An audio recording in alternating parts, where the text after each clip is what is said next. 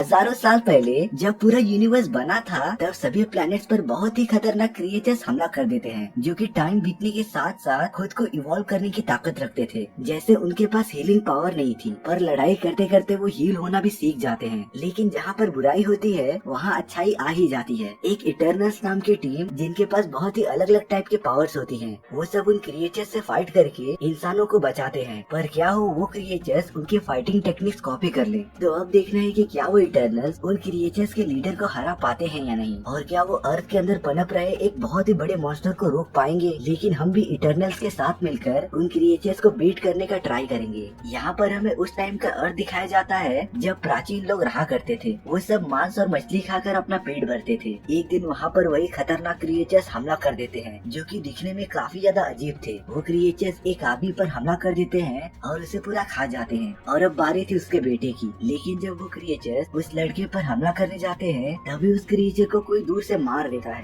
तभी वहाँ पर इटर्नल्स के टीम का एक मेंबर आ जाता है और वो अपने पावर्स का यूज करके उन क्रिएचर्स को मारता रहता है। क्रिस के पास सुपर ह्यूमन स्टेमिना था और वो हवा में तेजी से उड़ सकता था, जिसका यूज करके वो उन क्रिएचर्स को मारता रहता है। लेकिन तभी वहाँ पर और भी ज्यादा क्रिएचर्स आ जाते हैं जो वहाँ के लोगों पर हमला करते रहते हैं। तभी इटर्नल्स के बाकी टीम मेंबर्स वहाँ पर आ जाते हैं और वो उन क्रिएचर्स से फाइट करते रहते हैं। उन सभी लोगों के पास अलग अलग पावर्स थी जो कि सालों के मेहनत के बाद उन लोगों ने हासिल की थी। इटर्नल्स की टीम उन सभी क्रिएचर्स को एक एक करके मारने लगती है और उन्हें खत्म करने में कामयाब भी हो जाती है, क्योंकि अभी वो क्रिएचर्स इवॉल्व होना स्टार्ट नहीं हुए थे और उन्हें इवॉल्व होने में थोड़ा टाइम लगता था, जिसका फायदा इटर्नल्स ने उठाया। लेकिन वहाँ के लोग इटर्नल्स की पावर देखकर उनसे भी काफी ज्यादा डरने लगे थे। लेकिन उनका एक टीम मेंबर जिसका नाम ड्रेक होता है, उसके पास ये एबिलिटी थी कि वो किसी के भी माइंड को कंट्रोल कर सकता था और अपने हिसाब से उन्हें कमांड दे सकता था। तो ड्रेक वहाँ के सभी लोगों का माइंड कंट्रोल करने लगता है और उन्हें ये बताता है कि इटर्नल्स उसके दुश्मन नहीं है बल्कि वो उनकी मदद करने आए हैं। और इसके बाद वो इटर्नल्स इंसानों के साथ रहना स्टार्ट कर देते हैं और अर्थ पर ही रुक जाते हैं। इटर्नल्स की टीम ने इंसानों को सिर्फ उन क्रिएचर से ही नहीं बचाया था, बल्कि वो इन इंसानों की टेक्नोलॉजी को इम्प्रूव करने के लिए भी हेल्प करते थे। लेकिन इंसान तो इंसान ही थे ना। उन सभी लोगों ने आपस में लड़ाई करना स्टार्ट कर दिया था। लेकिन कभी कभी ड्रेक उन सभी के माइंड को कंट्रोल करके उन्हें रोक देता था। और उन इटर्नल्स के लीडर जिसका नाम अजैक था, वह अपनी टीममेट्स को बताती है कि जिस सेलेस्टियल गॉड ने उन्हें बनाया था उसने सिर्फ हमें इंसानों की आबादी बढ़ाने के लिए और उन क्रिएचर्स को मारने के लिए भेजा था। और इसके अलावा वो इटर्नल्स इंसानों की और किसी भी चीजों में दखल अंदाजी नहीं कर सकते थे और यही उनका उसूल था। लेकिन कुछ टाइम बीतने के बाद अजैक अपने टीममेट्स को कहती है कि वो सब अपनी तरीके से अपनी लाइफ जी सकते हैं और जहाँ चाहे वहाँ जाकर रह सकते हैं, क्योंकि वो क्रिएचर्स पूरी तरीके से खत्म हो गए थे और अब इटर्नल्स को भी अपनी जिंदगी जीने का मौका मिलना चाहिए था। तो वो सारे इटर्नल्स वहाँ से चले जाते हैं और अर्थ के अलग अलग देशों में जाकर रहने लगते हैं। अब यहाँ पर पूरे 5000 साल बीत चुके थे, लेकिन किसी भी इटर्नल्स की उम्र नहीं बढ़ी थी, क्योंकि वो सब अमर थे और कभी भी मर नहीं सकते थे। यहाँ एक इटर्नल जिसका नाम सर्सी था वो दिखाई जाती है और वो इस शहर में बच्चों को पढ़ाया करती थी जो कि अपने क्लास जाने के लिए लेट हो चुकी थी। सर्सी ने अपने एक फ्रेंड को बोलकर उन बच्चों को थोड़ी देर हैंडल करने के लिए बोल दिया था और वो जल्द से जल्द उस क्लास में पहुँच जाती है जहाँ पर उसका फ्रेंड बच्चों को अच्छे से संभाल ले रहा था। सर्सी अपने फ्रेंड जिसका नाम जॉर्ज था उसे थैंक यू बोलती है और देखने से लग रहा था कि वो दोनों काफी ज्यादा क्लोज थे। इसके बाद सर्सी अपनी क्लास शुरू कर देती है और बच्चों को पढ़ाना स्टार्ट कर देती है।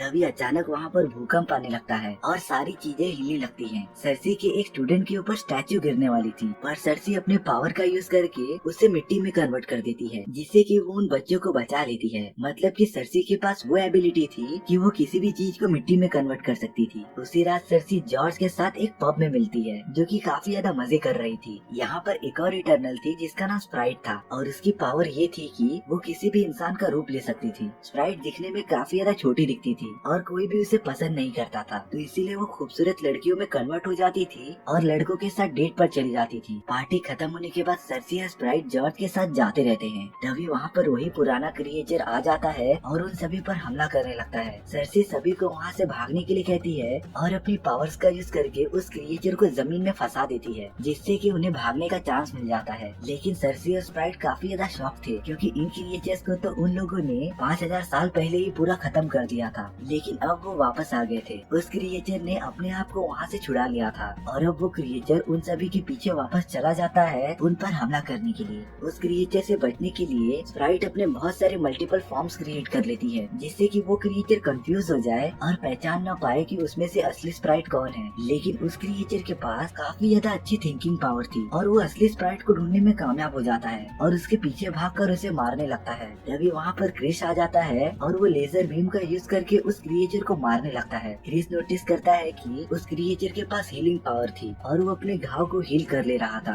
और ऐसी पावर सिर्फ उनके लीडर अजैक के पास थी। रिकवर होने के बाद वो क्रिएचर क्रिस पर हमला करने चला आता है, लेकिन क्रिस उससे काफी ज्यादा पावरफुल था, तो वो उस क्रिएचर पर लगातार अटैक करते रहता है और पानी में गिरने के बाद वो क्रिएचर वहाँ से भाग जाता है। यहाँ पर हमें एक और बात पता चलती है कि 5000 साल पहले क्रिस और सर्सी की शादी हो चुकी थी और वो एक दूसरे से काफी ज्यादा प्यार करते थे। लेकिन कुछ सालों बाद क्रिस सर्सी को छोड़कर हमेशा के लिए चला जाता है और सर्सी अकेली रह जाती है। जॉर्ज तो ये सब देखकर काफी ज्यादा शॉक हो गया था, तो सर्सी जॉर्ज को सब कुछ बताती है कि वो सब इटर्नल्स हैं और उनके पास अलग अलग टाइप की पावर्स हैं। लेकिन जॉर्ज पूछता है कि इससे पहले अर्थ पर बहुत सारी मुसीबतें आई थी, तो तब वो सब कहाँ थे। इसी के जवाब में सर्सी उसे बताती है कि जिस सेलेस्टियल गॉड ने उन्हें भेजा था उसने सिर्फ उन क्रिएचर्स को मारने की परमिशन दी थी और इसके अलावा वो इंसानों के किसी भी चीजों में दखल अंदाजी नहीं कर सकते थे। सर्सी जॉर्ज को गुड बाय कहती है और वहाँ से अपने दोस्तों के साथ चले जाती है। वो लोग अपने लीडर अजैक के पास पहुँच जाते हैं, क्योंकि उन्हें अपने लीडर अजैक को इस बारे में बताना था कि वो क्रिएचर वापस आ गए हैं। जब सर्सी और बाकी सब वहाँ पर पहुँचते हैं तो वो देखते हैं कि उनकी लीडर अजैक जमीन पर पड़ी हुई है। वो काफी ज्यादा घायल थी और मरने ही वाली थी। सर्सी समझ जाती है कि अजैक को जरूर उस क्रिएचर ने ही मारा था। अजैक के मरने के बाद उसके मुंह से एक सुनहरी बॉल निकलती है जो कि सर्सी के बॉडी में चले जाती है और अब सर्सी इटर्नल्स के लीडर थी, जो कि अब अपने सेलेस्टियल गॉड से बात कर सकती थी। तो अब सर्सी और बाकी सब अपनी पूरी टीम को इकट्ठा करने का डिसाइड करते हैं, क्योंकि वो क्रिएचर्स अब दुगनी ताकत के साथ वापस आ गए थे, तो उन सभी को कैसे भी करके उन्हें रोकना पड़ेगा। यहाँ पर वो सब अपने एक टीममेट के पास आते हैं जिसका नाम किंगो था और उसके पास ये पावर्स थी कि वो अपने हाथ से छोटी छोटी गोलियां निकाल सकता था, जो कि काफी ज्यादा पावर जनरेट करती थी। किंगो अब बहुत बड़ा एक्टर बन गया था और उसने अब तक बहुत सारी मूवीज में काम कर लिया था। जब वो लोग किंगो को उसके साथ आने के लिए कहते हैं तो किंगो उन्हें बताता है कि उसने बहुत सारी मूवीज के साइन किया है और वो पूरी तरीके से बिजी है। लेकिन जब किंगो को अपने लीडर अजैक के मरने का पता चलता है तो वो काफी ज्यादा शॉक हो जाता है और इसके बाद किंगो कन्विंस हो जाता है उन सभी के साथ आने के लिए। किंगो के साथ उसका मैनेजर भी आ जाता है। वो लोग किंगो के प्राइवेट जेट में थे और ऑस्ट्रेलिया की तरफ बढ़ रहे थे, जहाँ पर उनके 2 और टीममेट्स रहते थे। वो सब जब ऑस्ट्रेलिया पहुँचते हैं तो उन्हें वहाँ पर एक क्रिएचर मरा हुआ मिलता है। वो समझ जाते हैं कि उनके 2 दोस्त यही कहीं हो सकते हैं। किंगो का मैनेजर अपने साथ कैमरा लेके आया था और वो सबको शूट कर रहा था, जैसे कि यहाँ पर कोई फिल्म चालू हो। वो सारे लोग अपने एक टीम मेंबर के पास पहुँच जाते हैं जिसका नाम चिंग था। जब चिंग को भी ये बात पता चलती है कि उनकी लीडर मर चुकी है तो वो भी काफी ज्यादा उदास हो जाता है। इसके बाद वो लोग अपने एक दूसरे टीममेट के पास जाते हैं जिसका नाम थीना था और वो एक पेड़ के नीचे बैठकर कुछ ड्राइंग कर रही थी। थीना को हमेशा की तरह दौरा पड़ता था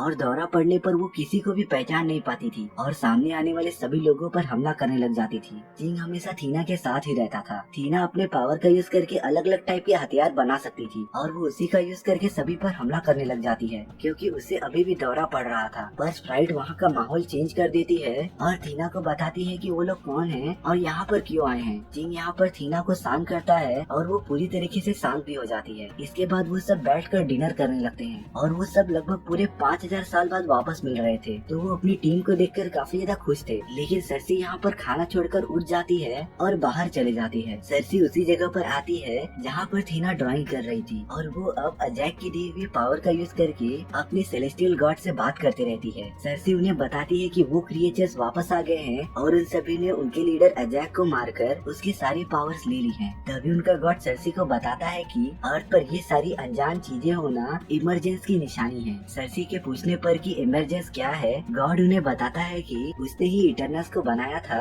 और उन्हें उन क्रिएचर्स को मारने के लिए भेजा था, पर उसे अपने जैसे बहुत सारे सेलेस्टियल गॉड बनाने थे। तो उस गॉड ने अपने छोटे छोटे बीज हर प्लेनेट के अंदर डाल दिए थे और उस बीज को पूरी तरीके से तैयार होने में हजारों साल लगते थे। वो बीज इंसानों से निकलने वाली एनर्जी को एब्जॉर्ब करते थे और और धीरे धीरे ग्रो होते थे। पूरी तरह ग्रो होने के बाद वो सभी प्लैनेट से बाहर निकलकर उन्हें पूरी तरीके से तबाह कर देते थे और बाकी प्लैनेट्स पर इमरजेंस कामयाब होने के लिए सर्सी और उसके टीम ने ही हेल्प किया था। लेकिन सर्सी को इस बारे में कुछ भी याद नहीं था, मतलब कि वो गॉड इटर्नल्स की सारी यादें मिटा देता था और हर इमरजेंस के बाद उनकी नई यादें स्टार्ट हो जाती थी। और इसी की वजह से थीना को दौरे आते थे क्योंकि उसे अभी भी अपने पास्ट की कुछ चीजें याद थी और अभी तक उस गॉड ने थीना के माइंड से वो सारी यादें पूरी तरीके से हटाई नहीं थी। ये सारी बातें पता चलने पर सर्सी वापस अर्थ पर आ जाती है और अपने टीममेट्स के पास जाकर उन्हें ये सब कुछ बता देती है। इसके बाद वो उन सभी से कहती है कि उन्हें इमरजेंस होने से रोकना पड़ेगा और पूरे इंसानी प्रजाति को बचाना पड़ेगा। वो सब अमेज़न के जंगलों में चले जाते हैं अपने आखिरी साथी को ढूंढने के लिए। उन जंगलों में ड्रेक रहा करता था। जब उसकी टीम ड्रेक को ये सारी बातें बताती है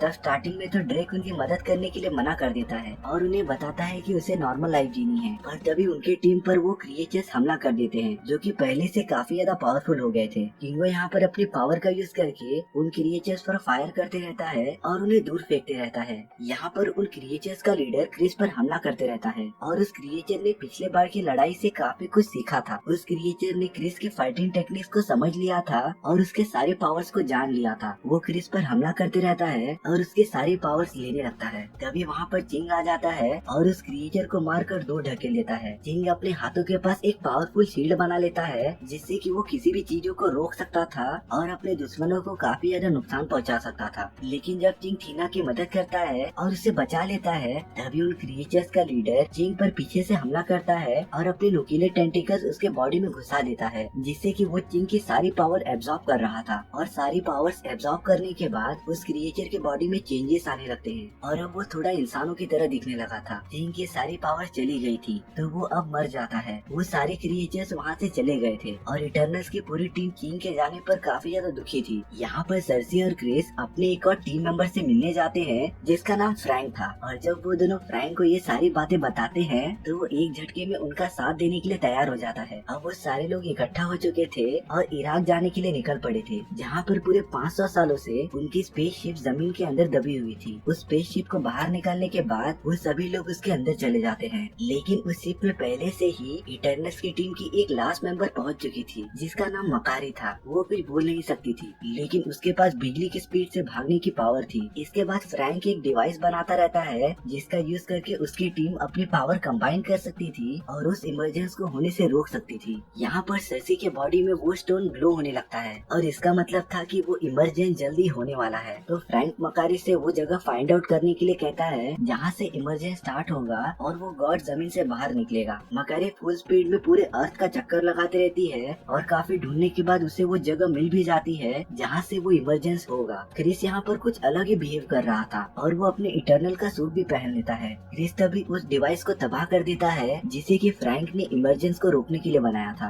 और इसके बाद ये पता चलता है कि उनके लीडर अजैक को भी क्रिस ने ही मारा था क्योंकि अजैक को इस इमरजेंस के बारे में पहले से ही पता था और वो इस इमरजेंस को रोकना चाहती थी क्योंकि उससे इंसान काफी ज्यादा अच्छे लगने लगे थे और वो नहीं चाहती थी कि इंसानों की आबादी खत्म हो। और जब ये बात अजैक ने क्रिस को बताई थी तो उसने अजैक को धोखे से उन क्रिएचर्स के पास फेंक दिया था जिससे कि वो क्रिएचर्स अजैक पर हमला करने लग जाते हैं और उसे पूरी तरीके से मारकर उसकी पावर्स एब्जॉर्ब कर लेते हैं। यहाँ पर क्रिस नहीं चाहता था कि इमरजेंस किसी भी तरीके से रुके क्योंकि वो अपने गॉड के अगेंस्ट नहीं जाना चाहता था और उन सभी को जो भी काम मिला है वो उन्हें बखूबी करना चाहता था। क्रिस अपने टीममेट्स को धमकी देता है कि अगर किसी ने भी इमरजेंस को रोकने की कोशिश की तो वो उसे पूरी तरीके से खत्म कर देगा। क्रिस के वहाँ से जाने के बाद उन लोगों के पास अब कोई भी रास्ता नहीं था कि वो इमरजेंस को रोक सके। लेकिन तभी फ्रैंक को आइडिया आता है और वो सर्सी को बताता है कि उसके बॉडी में जो स्टोन है वो उस गॉड से सर्सी को जोड़ता था। तो वो स्टोन का यूज करके एक ऐसा यूनिबैंड बना सकते थे जिससे कि उस इमरजेंस को रोका जा सकता था। फ्रैंक सर्सी के बॉडी से वो स्टोन निकालता है और उसका यूज करके एक बैंड बनाता है। इसके बाद वो सब अपने स्पेसशिप को लेकर उस जगह पर चले जाते हैं जहाँ पर इमरजेंस होने वाला था। यहाँ पर क्रिस और स्प्राइट बैठकर उस इमरजेंस को होते हुए देख रहे थे। सर्सी और बाकी सब वहाँ पर आ गए थे और वो उस बैंड का यूज करके एक दूसरे से कनेक्ट हो जाते हैं जो कि उस इमरजेंस को रोकना स्टार्ट कर देते हैं। पर तभी वहाँ पर क्रिस आ जाता है और ड्रेक के ऊपर पावरफुल बीम मार देता है जिससे कि ड्रेक दूर जाकर गिर जाता है। मकारी काफी ज्यादा चिल्लाने लगती है क्योंकि वो ड्रेक को लाइक करती थी और अब वो अपने फुल स्पीड का यूज करके क्रिस को मारते रहती है। क्रिस ने मकारी को कुछ ज्यादा ही कमजोर समझ लिया था जिसका भुगतान उसे तो करना ही पड़ेगा। मकारी क्रिस को वार करने का मौका ही नहीं दे रही थी थी और उसे लगातार मारते जा रही थी। सच में क्रिस ने आज तक इतनी मार कभी नहीं खाई थी, वो भी अपनी उम्र से छोटी लड़की से। सर्सी यहाँ पर उस इमरजेंस को रोकने अकेले ही चले जाती है और बाकी इटर्नल साथ मिलकर क्रिस के साथ फाइट करते रहते हैं और उसे काफी ज्यादा मारते हैं। वहाँ पर उन क्रिएचर्स का लीडर भी आ गया था और वो उन इटर्नल्स पर हमला करते रहता है। मकारी यहाँ पर तेजी से उस क्रिएचर के चारों ओर घूमने लगती है और वो क्रिएचर मकारी को मारकर उसके पावर्स लेने की कोशिश कर रहा था। तभी फ्रैंक उस क्रिएचर पर हमला कर देता है और उसे मकारी से दूर ढकेल देता है। वो क्रिएचर का लीडर एक गुफा में चले जाता है। फ्रैंक अपने पावर्स का यूज करके क्रिस को रोक लेता है और उसे एकदम लॉक कर देता है। सर्सी यहाँ पर उस माउंटेन के पास आ गई थी और वो उस इमरजेंस को रोकना स्टार्ट करने वाली थी। तभी स्प्राइट वहाँ पर आ जाती है और सर्सी के पेट में एक वेपन मार देती है, जिससे कि सर्सी काफी ज्यादा घायल हो गई थी। स्प्राइट यहाँ पर सर्सी को बताती है कि उसे इंसान बिल्कुल पसंद नहीं और वो पूरे इंसानों की प्रजाति को खत्म कर देना चाहती थी। और तभी वहाँ पर ड्रेक आ जाता है और स्प्राइट के सर पर मारकर उसे बेहोश कर देता है। यहाँ पर थीना उस क्रिएचर के पास आ गई थी और वो क्रिएचर थीना को हिप्नोटाइज करता रहता है और चींक की आवाज में उससे बात करता रहता है। वो थीना को पकड़कर उसकी सारी पावर्स एब्जॉर्ब करने लगता है। पर तभी थीना को होश आ जाता है और वो उस क्रिएचर को अपने वेपन का यूज करके पूरी तरीके से काट देती है और वो क्रिएचर मर जाता है। यहाँ पर वो इमरजेंस स्टार्ट हो गया था और अर्थ के अंदर से वो सेलेस्टियल गॉड बाहर निकल रहा था। चारों तरफ पूरी तबाही होने लगी थी। सर्सी यहाँ पर अकेले ही उस गॉड को रोक रही थी और उसे पत्थर में कन्वर्ट कर रही थी। क्रिस यहाँ पर आजाद हो जाता है और तुरंत सर्सी को रोकने के लिए चला जाता है। वहाँ पर आने के बाद वो सर्सी पर हमला नहीं कर पा रहा था क्योंकि वो सर्सी से अभी भी प्यार करता था और उसे सर्सी के साथ खूबसूरत बिताए हुए पल याद आ जाते हैं। क्रिस अब सर्सी के साथ हो गया था और अब वो दोनों मिलकर इमरजेंस को रोकना स्टार्ट कर देते हैं, जिससे कि वो सेलेस्टियल गॉड पूरी तरीके से जम जाता है और बाहर निकलने से पहले ही मर जाता है। ये सीन दिखने में काफी ज्यादा खतरनाक दिख रहा था। जरा सोचो कि अगर वो सेलेस्टियल गॉड बाहर निकल जाता तो अर्थ का क्या होता, पर लकीली अब अर्थ पूरी तरीके से बच गया था। क्रिस यहाँ पर सर्सी से माफी मांगता रहता है कि उसने बहुत बड़ी गलती कर दी और अब वो उन सभी से कभी नहीं मिलेगा। क्रिस अपने आप को पनिशमेंट देना चाहता था, इसीलिए वो तेजी से उड़ता हुआ सन की तरफ जाता है और उसके अंदर पूरी तरीके से गायब हो जाता है। इसके बाद सर्सी अपने बाकी टीममेट से मिलती है और वो सब अब पूरी तरीके से जीत चुके थे और हमारी ये स्टोरी यहीं पर खत्म हो जाती है। सो व्यूअर्स, आपको ये स्टोरी कैसी लगी प्लीज कमेंट सेक्शन में बता दो और अगर आपको मेरा एक्सप्लेनेशन 1% भी अच्छा लगा हो तो वीडियो को लाइक एंड चैनल को सब्सक्राइब जरूर कर लेना, क्योंकि इससे मुझे मोटिवेशन मिलता है आपके लिए इसी तरीके की मजेदार स्टोरीज लाने के लिए। तो मिलते हैं नेक्स्ट वीडियो में। सी या।